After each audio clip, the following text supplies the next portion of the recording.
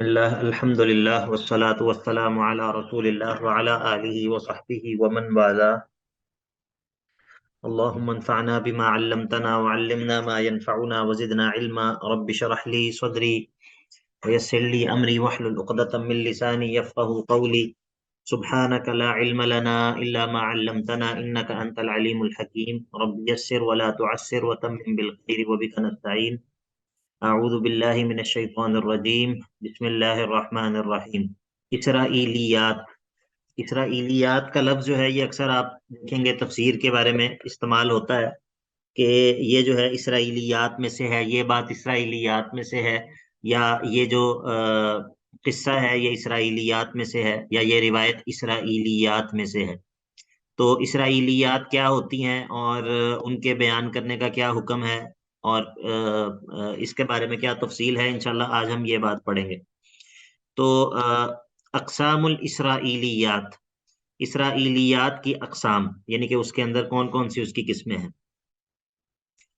وَلَكِنْ هَذِهِ الْأَحَادِيثُ الْإِسْرَائِيلِيَّاتُ تُذْكَرُ لِلْإِسْتِشْهَادِ لَا لِلْإِعْتِقَادِ، یہ جو اسرائیلی روایات ہوتی ہیں ان کو استشہادن ذکر کیا جاتا ہے، اعتقادن ذکر نہیں کیا جاتا۔ یہ دو الگ الگ چیزیں ہیں۔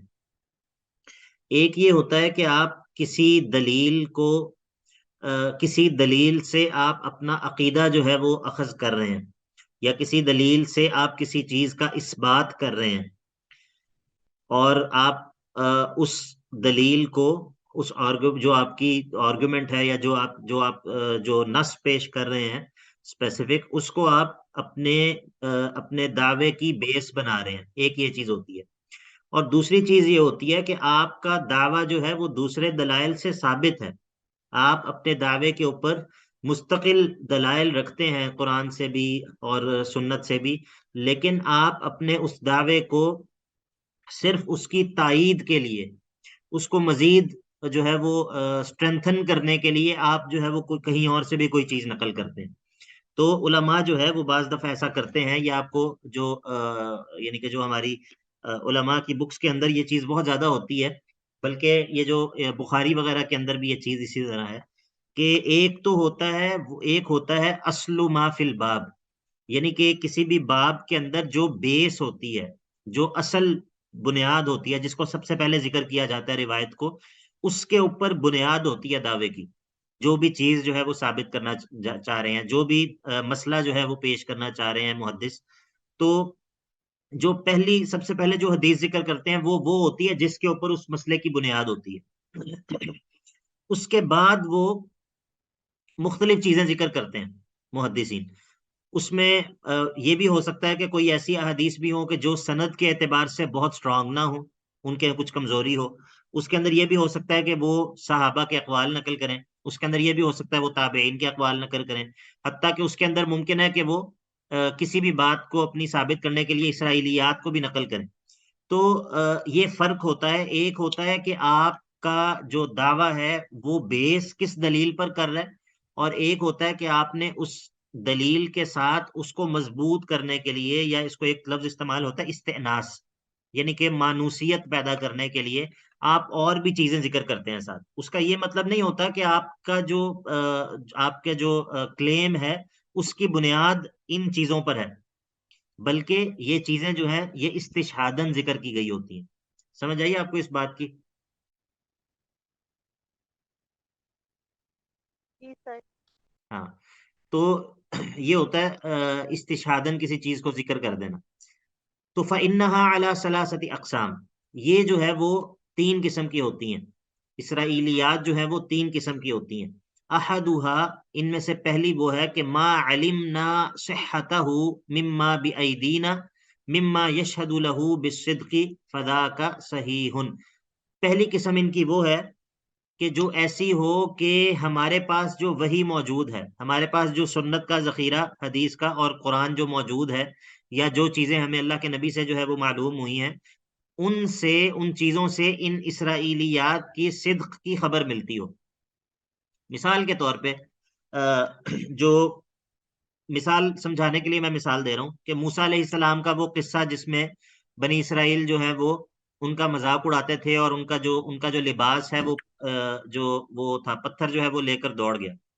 ٹھیک ہے. وَكَانَ عِندَ اللَّهِ وَجِيهًا يَا أَيُّهَا الَّذِينَ آمَنُوا لَا تَكُونُوا كَالَّذِينَ آذَوْا مُوسَىٰ فَبَرَّأَهُ اللَّهُ مِمَّا قَالُوا وَكَانَ عِندَ اللَّهِ وَجِيهًا. تو اب اس کا تذکرہ قرآن میں بھی ہے اور حدیث کے اندر بھی اس چیز کا تذکرہ موجود ہے. اب اگر ہمیں اسرائیلیات میں سے کوئی ملے واقعہ جس کے اندر اس واقعے کی تفصیل ہو، تو ہم کیا کہیں گے؟ ہم کیا کہیں گے؟ چونکہ یہ اسرائیلیات ہے تو ہم اس کو نہیں مانتے. نہیں، ہم اس کو ذکر کر دیں گے، کیونکہ ہمارے پاس جو مصدقہ وحی کا ذخیرہ موجود ہے، قرآن ہو یا سنت ہو، حدیث اللہ کے نبی علیہ الصلوۃ والسلام کی، وہ اس کی تائید کر رہی ہے. تو یہ تو پہلی قسم ہے. والثانی، اور دوسری قسم کیا ہے؟ ما علمنا کذبہ بما عندنا مما یخالف، ایسی اسرائیلیات کے جن کا جھوٹ ہونا ہمیں معلوم ہو وضاحت کے ساتھ. کس چیز سے؟ کہ ہمارے پاس جو دلائل موجود ہیں، ہمارے پاس جو وحی موجود ہے، اس سے ہمیں خبر ملتی ہو کہ یہ باتیں قطعاً جھوٹ ہیں.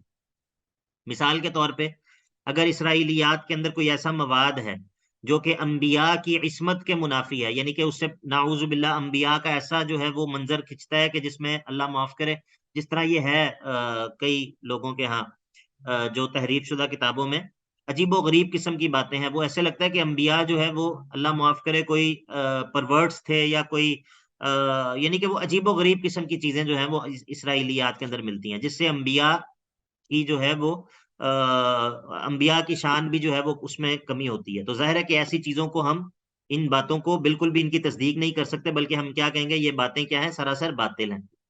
ٹھیک ہے. تو یہ دو قسموں کی سمجھ آ گئی آپ لوگوں کو؟ جی سر. ہاں جی.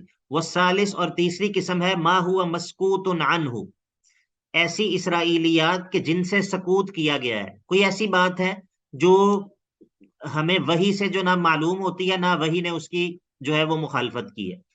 تو لا من هذا القبیل ولا من هذا القبیل، نہ وہ پہلی قسم میں سے ہے، نہ وہ دوسری قسم میں سے ہے. تو فلا نؤمن به، نہ ہم اس کی تصدیق کرتے ہیں، ولا نکذبه، نہ ہی ہم اس کی تکذیب کریں گے. وتجوز حکایتہ لما تقدم، اور اس کی حکایت کرنا، اس کو بیان کرنا جو ہے وہ جائز ہے، اس حدیث کی وجہ سے جو کہ پیچھے گزری ہے. حدثوا عن بنی اسرائیل ولا حرج. تو اب دیکھیں یہ تین قسمیں ہو گئیں اسرائیلیات کی. پہلی وہ چیزیں کہ جن کے بارے میں ہمیں معلوم ہو اپنے وحی کے ذخیروں سے کہ یہ باتیں درست ہیں. دوسری وہ چیزیں کہ جن کے بارے میں ہمیں یہ معلوم ہو کہ یہ باتیں غیر درست ہیں. تیسری وہ کہ جن کے بارے میں نہ یہ پتا ہو کہ درست ہے، نہ یہ پتا ہو کہ غیر درست ہے. ٹھیک ہے. تو ان کو ہم نہ اس کی تصدیق کریں گے، نہ اس کی تکذیب کریں گے. ہاں، اس کو بیان کیا جا سکتا ہے. البتہ جو پہلی قسم ہے اس کی ہم تصدیق کریں گے. کیوں؟ کیونکہ اس کی تصدیق اس وجہ سے نہیں کریں گے کہ وہ اسرائیلیات ہیں، اس وجہ سے کریں گے کہ اس میں جو بات ہے وہ ہم اپنی وحی کے ذریعے جو ہے وہ ہم اس کو جانتے ہیں، اور جو باتیں اس میں ہماری وحی کے خلاف ہیں ان باتوں کی ہم تکذیب کر دیں گے. وغالب ذلك مما لا فائدة فيه اہل الکتاب یختلفون فیما یرونہ من اقاصیصہم. تو یہ جو اسرائیلیات ہیں اس کے اندر جو ہے وہ خود بہت زیادہ اختلاف ہوتا ہے، مختلف چیزیں بیان ہو رہی ہوتی ہیں مختلف طرح سے. تو وغالب ذالک، ان اسرائیلیات کی کا جو غلبہ ہے، ان کی جو اکثریت ہے، مما لا فائدۃ فیہ تعود الی امر دینی، ولہذا یختلف علماء اہل الکتاب فی مثل هذا کثیرا ویأتی عن المفسرین خلاف بسبب ذلك ما يذكرون في مثل هذا اسماء اصحاب الكهف ولون كلبهم وعدتهم وعصا موسى من اي شجر كانت واسماء الطيور التي احياها الله لابراهيم وتعيين البعض الذي ضرب به القتيل من البقرة ونوع الشجرة التي كلم الله منها موسى الى غير ذلك مما ابهمه الله في القرآن مما لا فائدة في تعيينه تعود على المكلفين في دنياهم ولا دينهم. ان کی اکثریت جو ہے وہ ایسی ہوتی ہے، ایسی چیزوں کے بارے میں ہوتی ہے کہ جن کے اندر کوئی دنیاوی یا دینی فائدہ نہیں ہے. مثال کے طور پہ کہ اصحاب کہف کے کتے کا نام، اصحاب کہف کا نام کیا تھا، ان کے کتے کا رنگ کیا تھا، ان کی تعداد کیا تھی، موسیٰ علیہ السلام کا جو عصا تھا وہ کون سے درخت سے بنا ہوا تھا، کس لکڑی کا تھا، اور وہ پرندے جن کو ابراہیم علیہ السلام نے زندہ کیا تھا اللہ تعالیٰ کے حکم سے، جن کو بلایا تھا اور وہ زندہ ہو گئے تھے، تو وہ کون سے پرندے تھے، ان کے نام کیا تھے، اور وہ جو سورہ بقرہ میں جو قتیل کو مارنے والا قصہ ہے، تو اس میں اس کو کون سا حصہ مارا گیا تھا جسم کا، اور جو جس درخت سے اللہ رب العزت نے کلام کیا تھا موسیٰ علیہ السلام سے، وہ درخت جو ہے وہ کون سا تھا، وغیرہ وغیرہ، وہ باتیں کہ جن کو اللہ رب العزت نے قرآن مجید میں مبہم رکھا ہے، ان کو وضاحت کے ساتھ بیان نہیں کیا، اس لیے کہ ان کے بیان میں کسی قسم کا کوئی فائدہ نہیں تھا. تو وہ اس طرح کی باتیں جو ہیں وہ اسرائیلیات کے اندر کثرت سے منقول ہوتی ہیں. ولیکن نقل الخلاف عنہم فی نقل الخلاف عنہم فی ذلک جائز، لیکن ان کا جو اختلاف ہے آپس کا، اس کو بیان کرنا یہ جائز ہے، اس کو بیان کرنا جائز ہے. یعنی کہ اگرچہ اسرائیلیات ایسے معاملے میں ہوں کہ جن میں کوئی دین کا یا دنیا کا فائدہ نہ ہو، لیکن ان کا جو آپس کا اختلاف ہے اس کو بیان کرنا پھر بھی جائز ہے، جس طرح کہ اللہ رب العزت نے سورہ کہف کے اندر بیان کیا ہے، سیقولون ثلاثۃ رابعہم کلبہم، کہ یہ لوگ کہتے ہیں کہ یہ لوگ اصحاب کہف تین تھے اور چوتھا ان کا کتا تھا. وَيَقُولُونَ خَمْسَةٌ سَادِسُهُمْ كَلْبُهُمْ، اور بعض کہتے ہیں کہ پانچ تھے اور چھٹا ان کا کتا تھا. رجمم بالغیب، یہ سب باتیں ان کے اپنے اندازے ہیں، ان کے تکے ہیں. وَيَقُولُونَ سَبْعَةٌ وَثَامِنُهُمْ كَلْبُهُمْ، اور یہ کہتے ہیں کہ سات تھے اور آٹھواں ان کا کتا تھا. قل، آپ کہہ دیجئے، ربی اعلم بعدتہم، میرا رب ان کی تعداد کے بارے میں زیادہ بہتر جانتا ہے. ما يعلمهم الا قلیل، یہ لوگ جو ہیں یہ تو نہیں جانتے مگر بہت تھوڑا.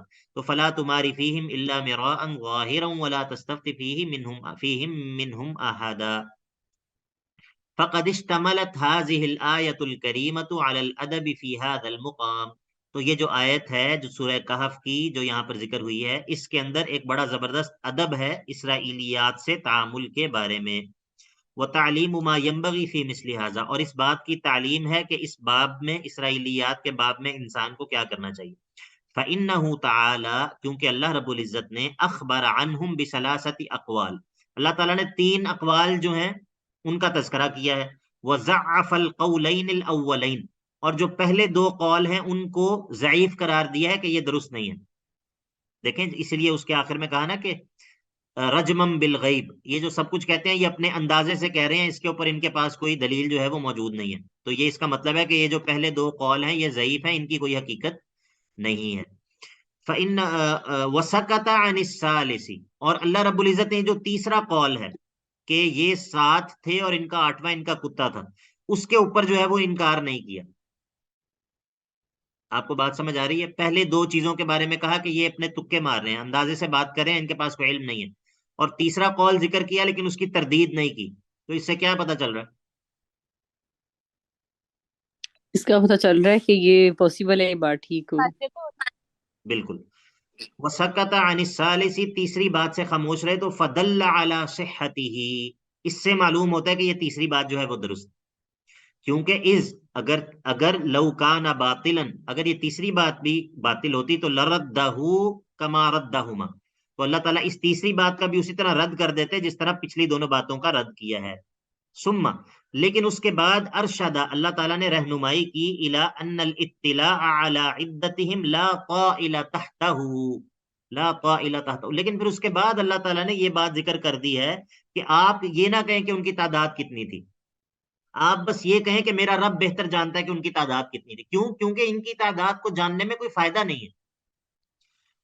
قل، آپ کہہ دیجئے، ربی اعلم بعدتہم ما یعلمہم، میرا رب جو ہے وہ خوب جانتا ہے ان کی تعداد کے بارے میں، اور تم لوگوں کے پاس علم جو ہے وہ بہت کم ہے. ٹھیک ہے، تو اللہ تعالیٰ کی طرف اس کے علم کو سپرد کر دیا. تو اگر ہم ان کی تعداد جان لیں تو اس سے ہمیں دین اور دنیا میں کس چیز کا فائدہ ہوگا؟ کوئی فائدہ نہیں ہوگا نا. اس کا کیا تعلق ہے اس چیز کو جاننے کا کہ ان کی تعداد کتنی تھی؟ تو اس ادب کی طرف جو ہے وہ اللہ رب العزت نے توجہ دلائی ہے.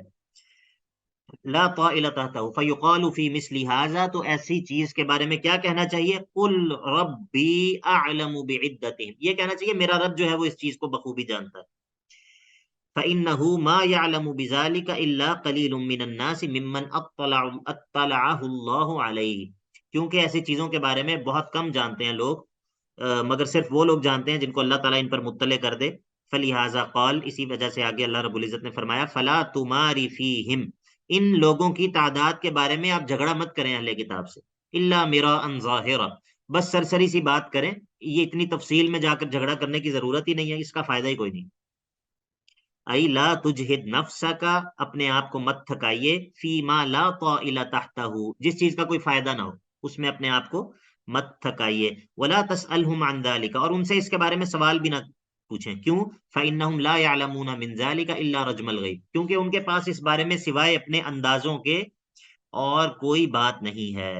فہذا احسن ما یکون فی حکایت الخلاف، تو یہ بہترین طریقہ ہے جو ان لوگوں کے اختلاف کو ذکر کرنے کا طریقہ ہے، اس میں بہترین طریقہ یہی ہے، ان تستوعب الاقوال فی ذلک المقام، کہ آپ اس چیز کے متعلق جتنے بھی اقوال ہیں ان سب کو ذکر کر دیں، وان ینبہ علی الصحیح منہا ویبطل الباطل، اور آپ جو ہے وہ اس میں سے جو درست ہے اس کی نشاندہی کر دیں، جو غلط ہے ان کا جو ہے وہ ابطال کر دیں، ان کو باطل قرار دے دیں، وتذکر فائدۃ الخلاف وثمرتہ، اور آپ یہ ذکر کر دیں کہ اس خلاف، یہ جو اختلاف ہے اس سے کیا نتیجہ برآمد ہوتا ہے، اس سے کیا فائدہ حاصل ہوتا ہے، اور لئلا یطول النزاع والخلاف فیما لا فائدۃ تحتہ، یہ اس لیے تاکہ اس مسئلے میں جو اختلاف ہے وہ طول نہ پکڑے کہ جس مسئلے میں اختلاف کا سرے سے کوئی فائدہ ہی نہیں ہے، فیشتغل به عن الاہم، تاکہ یہ نہ ہو کہ اس بے فائدہ چیز کے میں پڑھ کے کسی اہم چیز سے جو ہے وہ انسان غافل ہو جائے۔ فَأَمَّا مَنْ حَكَى خِلَافًا فِي مَسْأَلَةٍ وَلَمْ يَسْتَوْعِبْ أَقْوَالَ النَّاسِ فِيهَا فَهُوَ نَاقِصٌ، رہا وہ شخص جو کہ کسی مسئلے میں اختلاف تو بیان کرے لیکن تمام اقوال ذکر نہ کرے تو یہ ناقص ہے، یہ طریقہ ناقص ہے۔ اذ قد يكون الصواب في الذي تركه، مثلا اگر کسی مسئلے کے اندر 5 اقوال ہیں اور میں نے 3 اقوال ذکر کر دیے، تو ممکن ہے کہ جو میں نے 2 اقوال چھوڑ دیے ہیں ان میں سے کوئی ایسا قول ہو جو کہ اصل بات ہو، جو کہ درست ہو۔ اذ قد يكون الصواب في الذي تركه او يحكي الخلاف ويطلقه، یا پھر انسان ایک کام کرے کہ صرف اختلاف 5 میں اقوال تو بیان کر دوں لیکن اس میں سے میں یہی نہ بتاؤں کہ درست بات کیا ہے، ولا ينبه على الصحيح من الاقوال فهو ناقص ايضا، فان صحها غیر الصحیح عامدا فقد تعمد الكذب او جاہلا فقد اخطا۔ اب دیکھیں اگر کسی مسئلے کے اندر 5 اقوال ہیں اور میں 3 اقوال ذکر کرتا ہوں تو یہ کیسا ہے، درست ہے یا غلط ہے؟ غلط۔ کیوں غلط ہے؟ غلط ہو سکتا ہے، اور 2 جو آپ نے بیان نہیں کیے ان میں سے کوئی ایک صحیح ہے۔ ٹھیک ہے، اور اگر میں 5 اقوال بیان کر دیتا ہوں بس، اور اس میں نشاندہی نہیں کرتا کہ کون سی بات درست ہے، تو یہ درست ہے یا غلط ہے؟ یہ بھی ناقص ہے۔ یہ بھی غلط ہے۔ ناقص ہے۔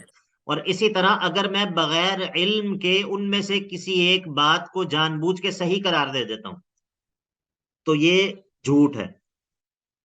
فَإِن صَحَّحَ غَيْرَ الصَّحِيحِ عَامِدًا فَقَدْ تَعَمَّدَ الْكَذِبَ، اگر میں جان بوجھ کے، مجھے پتہ نہیں ہے کسی چیز کی صحت کے بارے میں اور میں کہہ دیتا ہوں کہ یہ بات درست ہے تو یہ جھوٹ ہے، اور اگر میں جہالت کی وجہ سے غلطی سے میں کسی چیز کو درست کہہ دیتا ہوں یہ خطا ہے۔ ٹھیک ہے، تو اصل بات کیا ہے، اصل طریقہ کیا ہے؟ اگر ایسے کسی مسئلے کے اندر اختلاف ہو اس کو ذکر کرنے کا پھر اصل طریقہ کیا ہے؟ تمام اقوال بیان کر کے صحیح بات کی جائے، صحیح بات کی نشاندہی کر دی جائے اور جو باتیں غلط ہیں ان کا بھی بتا دیا جائے، تو یہ درست طریقہ ہے۔ جی عبداللہ بن عباس رضی اللہ عنہ نے فرمایا تھا کہ انا من القلیل، انا من القلیل، اس علم کا دعویٰ کرنا درست ہوگا؟ ہاں علم کا دعویٰ کرنا تو درست ہے، اس میں تو کوئی ایسی بات نہیں ہے، مطلب کسی چیز کا فائدہ نہ ہونا اور اس چیز کا معلوم نہ ہونا، یہ دونوں چیزیں فرق ہیں۔ بات معلوم آپ کو ہو سکتی ہے جس کا بظاہر کوئی فائدہ نہ ہو، لیکن کیا اس چیز کو جو ہے وہ اپنی بحث کا موضوع بنانا یا اس پر جو ہے وہ وقت ضائع کرنا، یہ درست نہیں ہے۔ بات تو معلوم ہے، عبداللہ بن عباس کی ہم نے تفسیر میں پڑھا تھا جب ہم سورۃ الکہف پڑھ رہے تھے کہ عبداللہ بن عباس جو ہے وہ کہتے تھے انا من القلیل، کیونکہ اس آیت میں کہا گیا ما یعلمہم الا قلیل، نہیں یہ لوگ جانتے مگر بہت کم لوگ ہیں جو کہ اس بات کو جانتے ہیں، تو وہ کہتے تھے انا من القلیل، میں ہوں ان تھوڑے لوگوں میں سے ہوں جو کہ اس مسئلے کے اندر درست بات کو جانتے ہیں۔ كذلك من نصب الخلاف فيما لا فائدة تحته او حكى اقوالا متعددة لفظا ويرجع حاصلها الى قول او قولين معنى فقد زيع الزمان وتكثر بما ليس بصحيح هو كلابس ثوبي الزور والله الموفق للصواب۔ اسی طرح وہ شخص ہے جو کہ کسی ایسے اختلاف کو قائم کرتا ہے یا کوئی ایسا اختلاف ذکر کرتا ہے کہ جس کا کوئی فائدہ نہیں ہے. یا پھر بعض دفعہ یہ ہوتا ہے کہ کسی مسئلے کے اندر مختلف اقوال ہوتے ہیں، لیکن ان اقوال اگر مثلا 6 اقوال ہیں، لیکن ان میں سے 3 اقوال بظاہر مختلف ہیں، لیکن ان کا مراد ایک ہی بنتی ہے، بات ایک ہی بنتی ہے ایٹ دی اینڈ. تو اگر کوئی بندہ اس طرح کے جو ہے وہ اس ایسی صورت میں بندہ زیادہ اقوال نقل کرتا ہے تو یہ فقط ضیع الزمانہ، ٹائم ضائع کرنے والی بات. وَتَكَسَّرَ بِمَا لَيْسَ بِصَحِيحٍ، اور وہ جو ہے وہ جان بوجھ کے. بعض دفعہ ایسا ہوتا ہے کہ انسان نا اپنے موقف کی درستی کے لیے، اپنے موقف کو درست ثابت کرنے کے لیے بلا وجہ جو ہے وہ اقوال نقل کرتا ہے، اپنے موقف کو درست ثابت کرنے کے لیے. اس کو پتا ہوتا ہے کہ میں جو نقل کر رہا ہوں اقوال، اس سے جو ہے وہ کیا کہتے ہیں، کوئی نتیجہ جو ہے وہ نکلنے والا نہیں ہے. تو اس کے باوجود وہ اپنے موقف کو درست ثابت کرنے کے لیے زیادہ زیادہ اقوال ذکر کرتا ہے، تو یہ جو ہے وہ درست نہیں ہے. فَهُوَ كَلَابِسِ ثَوْبَيْ الزُّورِ، یہ حدیث کے اندر مثال بیان ہوئی ہے، یعنی کہ جو بندہ جس کے پاس کوئی چیز موجود نہیں ہے مگر وہ یہ ظاہر کرتا ہے کہ میرے پاس موجود ہے. جس طرح ایک بندہ جو ہے وہ جاہل ہے، اور وہ یعنی کہ اس کو علم جو ہے وہ اس کے پاس موجود نہیں ہے، لیکن وہ پریٹینڈ ایسے کرتا ہے کہ جیسے میں جو ہے نا وہ بہت بڑا علامہ ہوں. تو یہ اس طرح کی چیزیں جو ہیں یہ بڑی خطرناک ہوتی ہیں. یہ اب بات ویسے میرے ذہن میں آ گئی ہے، یہ ابھی آپ میرے پیچھے دیکھتے ہیں نا کتابیں پڑھی ہوئی ہیں، یہ اس کا یہ یعنی کہ اس کا سبب یہ ہوتا ہے کہ ذرا یہ ایک بیک گراؤنڈ ٹھیک لگتا ہے، لیکن یہ بڑی خطرناک چیز ہے، یہ بہت خطرناک چیز ہے. یعنی کہ بعض دفعہ یہ کیا ہوتا ہے، یہ انسان جو ہے وہ یہ پریٹینڈ کر رہا ہوتا ہے کہ میں بہت بڑا علامہ ہوں، حالانکہ وہ کچھ بھی نہیں ہوتا. ٹھیک ہے، جس طرح میں ہوں، یعنی کہ علم کی دنیا کے اندر بندے نے ابھی قدم رکھا ہے، اور وہ جو ہے وہ یعنی کہ کوئی اس کو جو ہے وہ علم کے اندر بہت بڑی کوئی وہ حاصل نہیں ہے، بہت بڑی کیا کوئی چھوٹی بھی حاصل نہیں ہے، لیکن یہ مختلف طریقے ہوتے ہیں کہ جن کے ذریعے بندہ یہ تاثر دیتا ہے کہ میں جو ہے وہ بہت کچھ ہوں. تو یہ کیا ہے، فہوا کلابس ثوبی الزور. اسی طرح اپنے نام کے ساتھ لمبے چوڑے القابات لکھنا، یا اپنے لباس کے ذریعے یہ تاثر دینا کہ جو ہے وہ میں بہت، یہ علماء کی بیماریاں ہیں. یہ اگر آپ وہ پڑھیں نا تلبیس ابلیس ابن جوزی کی، تو وہ بڑی زبردست کتاب ہے. میں آپ میں سب کو جو ہے وہ ریکمینڈ کروں گا کہ یہ تلبیس ابلیس، یہ اردو کے اندر موجود ہے، بہت ہی زبردست کتاب ہے، بہت ہی زبردست کتاب ہے. اور اس کے اندر انہوں نے ذکر کیا، ہر طبقے کا الگ الگ ذکر کیا کہ شیطان کس طرح اس کو الو بناتا ہے. یعنی کہ جو عام لوگ ہیں ان کو کیسے کرتا ہے، جو تاجر ہیں ان کو شیطان کس طرح بے وقوف بناتا ہے، جو زاہد قسم کے لوگ ہوتے ہیں عبادت گزار ان کو شیطان کس طرح بے وقوف بناتا ہے، جو علماء ہوتے ہیں ان کو شیطان کس طرح بے وقوف بناتا ہے. تو یہ اس نے اس کتاب میں جو ہے وہ ہر ایک کا الگ الگ ذکر کیا ہے. تو انسان کو کبھی بھی وہ چیز ظاہر نہیں کرنی چاہیے جو اس کے اندر موجود نہیں ہے. ٹھیک ہے، یہ اللہ رب العزت نے ایسے لوگوں کی مذمت کی ہے کہ وہ اس چیز پر اپنی تعریف چاہتے ہیں کہ جو کام انہوں نے کیا ہی نہیں ہے. ٹھیک ہے، بما لم یفعلوا، اس طرح آیا تھا قرآن مجید کی کہ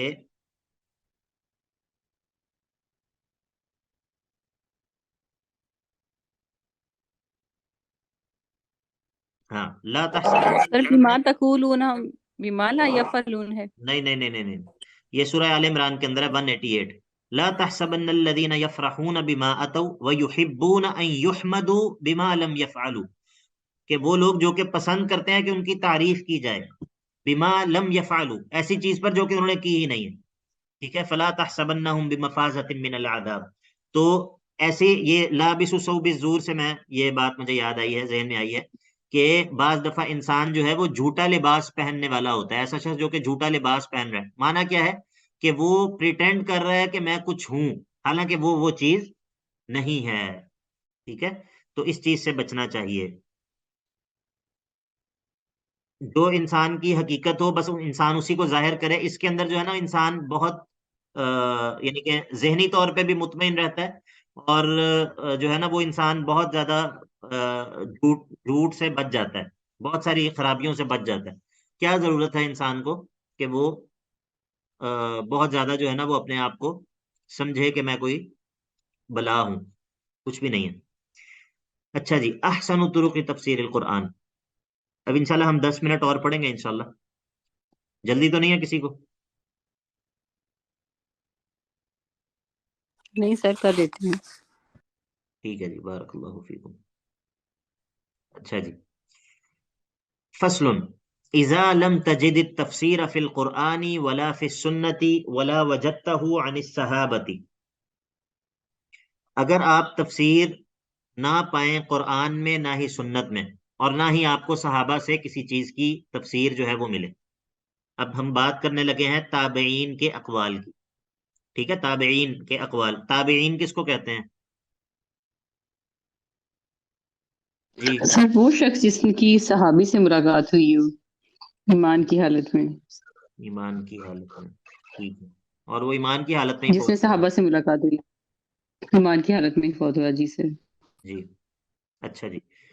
تو اذا لم تجد التفسیر فی القرآن ولا فی السنة ولا وجدته عن الصحابة. اگر آپ کو کسی چیز کی تفسیر نہ قرآن میں ملے نہ سنت میں ملے نہ ہی آپ کو صحابہ سے اس چیز کی تفسیر ملے، فقد رجع کثیر من الائمة فی ذلك الى اقوال التابعین. تو ائمہ کی ایک بہت بڑی تعداد جو ہے وہ ایسے مسئلے کے بارے میں کس طرف رجوع کرتی ہے؟ تابعین کے اقوال کی طرف. تابعین مراد مثال کے طور پہ کوئی مثال دیں جی. مثال کے طور پہ مجاہد بن جبر، امام مجاہد بہت بڑے مفسر ہیں. مجاہد بن جبر انہ کان آیۃ فی التفسیر، وہ تفسیر میں اللہ تعالیٰ کی نشانیوں میں سے ایک نشانی تھے. کما قال محمد بن اسحاق، جیسا کہ محمد بن اسحاق نے کہا ہے. حدثنا ابان بن صالح عن مجاہد قال عرضت المصحف على ابن عباس 3 عرضات. تخیلوا، عرضت المصحف على ابن عباس 3 عرضات من فاتحته الى خاتمته. میں نے ابن عباس پر 3 مرتبہ مکمل قرآن پیش کیا، فاتحہ سے لے کر آخر تک.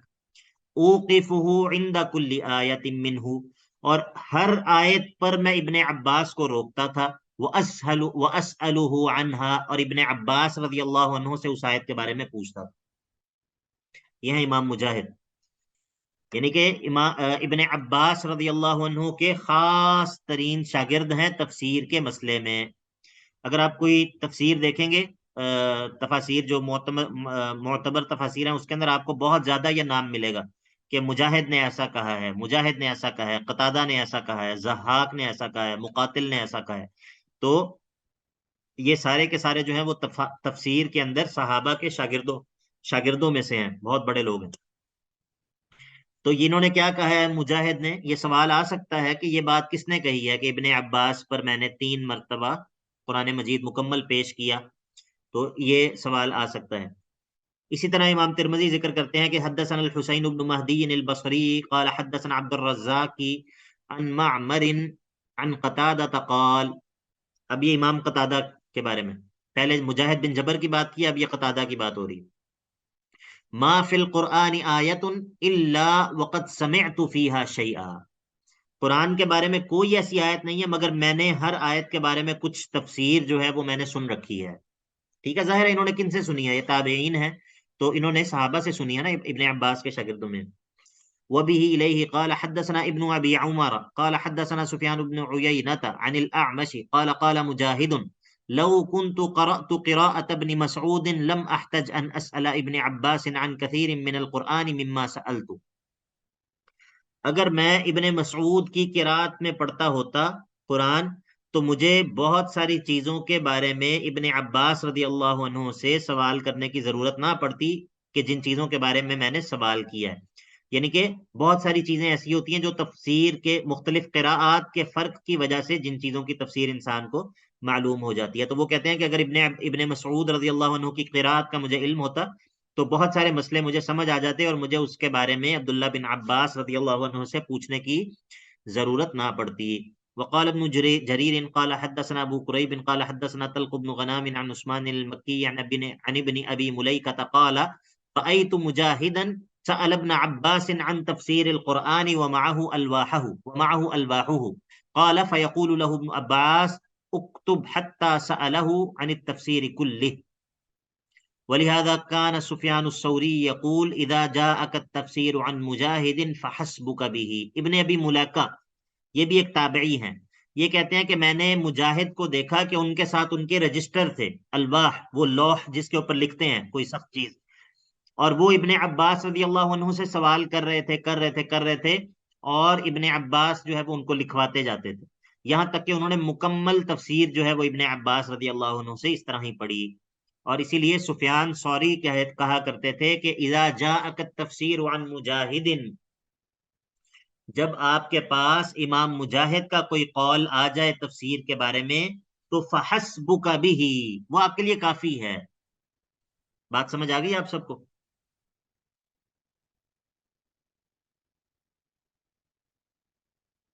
جی بات سمجھ آ گئی؟ جی جی یہ میں درمیان میں اس لیے بھی پوچھتا ہوں تاکہ مجھے ذرا تسلی ہو کہ آپ لوگوں کو آواز آ رہی ہے، مطلب سمجھ سے زیادہ دلچسپی مجھے آواز میں ہوتی ہے کہ سمجھ آ رہی ہے یا نہیں، لیکن آواز تو جانی چاہیے نا۔ سمجھ آنا تو چلیں وہ تو قسمت سے ہے، لیکن آواز کم از کم جانی چاہیے۔ اچھا جی، اسی طرح جی سعید بن جبیر ہیں، اکرمہ ہیں جو کہ ابن عباس کے غلام ہیں آزاد کردہ، عطا بن ابی رباح ہیں، ان لوگوں کے نام جو ہے وہ ذہن میں بٹھا لیں۔ ابھی تک 2 نام گزرے ہیں اوپر، کون کون سے؟ سر سر مجاہد وہ مجاہد اور دوسرے دادا قتادہ قتادہ، شاباش۔ اب یہ دیکھیں سعید بن جبیر، یہ بھی، اکرمہ یہ بھی ابن عباس کے شاگرد ہیں، ان کے غلام بھی ہیں، عطا بن ابی رباح والحسن البصری ومسروق، سعید بن المسیب، ابو العالیہ، ربیع بن انس، قتادہ، ضحاک وغیرہم من التابعین وتابعیہم ومن بعدہم۔ یہ وہ لوگ ہیں جو کہ تابعین اور تبع تابعین کے وہ لوگ ہیں کہ جب آپ کوئی تفسیر پڑھیں گے تو آپ اس کے اندر ان لوگوں کے بہت زیادہ نام دیکھیں گے، تو جب آپ ان لوگوں کے نام دیکھیں گے تو آپ جو ہے وہ آپ کو مطمئن ہو جانا چاہیے کہ یہ کوئی جو ہے وہ ایکس وائی زیڈ نہیں ہے، یہ کوئی ایسا بندہ نہیں ہے جس نے اپنے ذہن سے جو ہے وہ تفسیر لڑائی ہے اور جس نے اپنی رائے کو جو ہے وہ آپ کے سامنے پیش کیا، نہیں، یہ وہ لوگ ہیں کہ جن لوگوں نے اس چشمے سے قرآن مجید کو سیکھا ہے کہ جو چشمہ اللہ کے نبی علیہ الصلوۃ والسلام سے جاری ہوا، ٹھیک ہے، یعنی کہ اپنی عقل سے قرآن کے بارے میں کوئی بات کرنا، اس کے اندر احتمال موجود ہے، وہ بات درست بھی ہو سکتی ہے، غلط بھی ہو سکتی ہے، لیکن یہ وہ لوگ ہیں کہ بالفرض چلیں، بالفرض ان لوگوں میں سے، تبع تابعین میں سے، تابعین میں سے کوئی بندہ اپنی رائے سے بھی اگر کوئی بات کرتا ہے، اپنی رائے سے بھی اگر کوئی بات کرتا ہے تو جو اس کی رائے ہے، ظاہر ہے کہ وہ اس کے جو تصورات ہیں، اس کی جو عقل ہے، اس کا جو منہج ہے، اس کے جو نظریات ہیں، اس کی جو فقاہت ہے، اس کی رائے انہی چیزوں سے صادر ہوگی نا۔ تو آپ کا کیا خیال ہے کہ ان لوگوں کی رائے بمقابلہ 13ویں صدی 14ویں صدی کے کسی بندے کی رائے، اگر ہم ان دونوں کی رائے کو ہی آپس میں کمپیئر کریں تو کون سا راستہ سیف ہے؟ انسان کے دین کے لیے کون سا راستہ محفوظ ہے؟ سر اب آئیے، پہلے نہیں آ رہی تھی۔ آواز درمیان میں کٹ گئی تھی۔ آخری بات کیا تھی جو آپ لوگوں نے سنی؟ کیا آپ نے کہا تھا کہ اگر ان کی رائے کو ہم دیکھیں تو کیا آپ 14ویں صدی کے جو 13ویں ہاں، 14ویں میں یہی کہہ رہا صدی کے تھا جو کہ لوگ ہیں ان کی رائے سے؟ میں یہی کہہ رہا تھا کہ بالفرض اگر ہم ان لوگوں کی رائے بھی ہو کوئی تفسیر میں، اس کو اگر ہم کمپیئر کریں کسی 14ویں صدی کے یا 13ویں صدی کے مفسر کی رائے سے، تو زیادہ سیف کیا ہے انسان کے دین کے لیے؟ ان لوگوں کی رائے سر اوبیسلی ان کی رائے ہے، تابعین کی۔ ہاں بالکل، تو یہ جو چیز ہے نا، اس چیز کو ذہن میں رکھنا چاہیے کہ تفسیر کا درست طریقہ کیا ہے، اور تفسیر کے اندر جو اہمیت ہے ان لوگوں کی، صحابہ کی، تابعین کی، تبع تابعین کی، وہ لوگ جنہوں نے جو ہے وہ اس چشمے سے جو ہے وہ فیض لیا ہے جو اللہ کے نبی علیہ الصلوۃ والسلام سے جاری ہوتا ہے، اس کی بہت زیادہ اہمیت ہے۔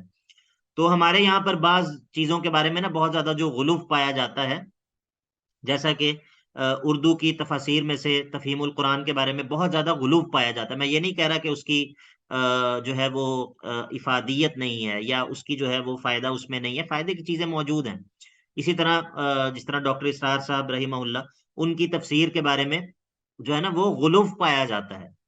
مطلب ایک ہے کہ کسی چیز کے بس کہہ دینا کہ اس میں فائدہ موجود ہے، ایک ہوتا ہے کہ غلو پایا جانا، اور پھر حتیٰ کہ بعض لوگوں کا جو ہے وہ اسی پر مکمل اکتفا ہوتا ہے. نہیں، ایک طالب علم کو ایسا نہیں ہونا چاہیے.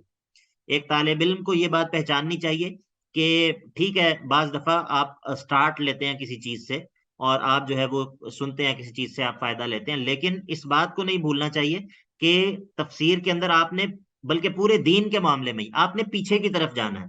آپ نے کوشش کرنی ہے کہ آپ جتنا پیچھے کی طرف آپ جاتے جائیں گے اتنا آپ سیف ہیں.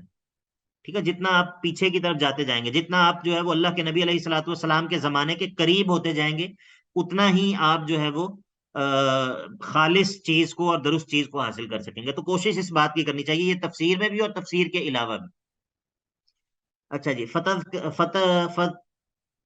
فتذکر اقوالہم فی الآیت، ان لوگوں کے اقوال جو ہیں وہ ذکر کیے جاتے ہیں آیات میں. فیقع فی عباراتہم تباین فی الالفاظ یحسبها من لا علم عنده اختلافا فیحکیہا اقوالا ولیس کذالک. اب بعض دفعہ یہ ہوتا ہے کہ یہ جو تابعین یا تبع تابعین ہیں، ان کے اقوال بظاہر آپس میں مختلف لگ رہے ہوتے ہیں. تو کوئی شخص جو ہوتا ہے وہ یہ سمجھتا ہے کہ ان لوگوں کے یہ مختلف اقوال ہیں اور ان کو مختلف اقوال کی صورت میں ذکر کر دیتا ہے، حالانکہ ایسا نہیں ہوتا. یہ وہی بات ہے جو ہم نے تب کی تھی جب ہم نے بات کی تھی اختلاف تنوع اور اختلاف تناقض، اختلاف تضاد کی. ٹھیک ہے، تو یہ وہی بات ہے کہ بعض دفعہ ان لوگوں کے الفاظ بظاہر مختلف ہوتے ہیں، تو کوئی بندہ یہ سمجھتا ہے کہ شاید ان کے اقوال میں آپس میں اختلاف ہے، حالانکہ وہ اختلاف نہیں ہوتا. فَإِنَّ مِنْهُمْ مَنْ يُعَبِّرُ عَنِ الشَّيْءِ بِلَازِمِهِ أَوْ نَظِيرِهِ وَمِنْهُمْ مَنْ يَنُصُّ على الشيء بعينه والكل بمعنى واحد في كثير من الأماكن فليتفطن اللبيب لذلك والله الهادي. یعنی کہ بعض دفعہ ایک شخص جو ہے وہ کسی چیز کی مثال ذکر کرتا ہے، بعض دفعہ کوئی چیز کسی چیز کی ایک جو ہے وہ ایک قسم ذکر کر دیتا ہے. مراد اور جو اینڈ ریزلٹ ہوتا ہے وہ تمام اقوال کا ایک ہی ہوتا ہے. تو وہ شخص جس کو علم نہیں ہوتا وہ یہ سمجھتا ہے کہ یہ مختلف اقوال ہیں، حالانکہ وہ اختلاف تضاد نہیں ہوتا، وہ اختلاف تنوع ہوتا ہے. کافی ہے یہاں تک. انشاءاللہ اگلی کلاس میں انشاءاللہ ہم یہاں سے آگے پڑھیں گے.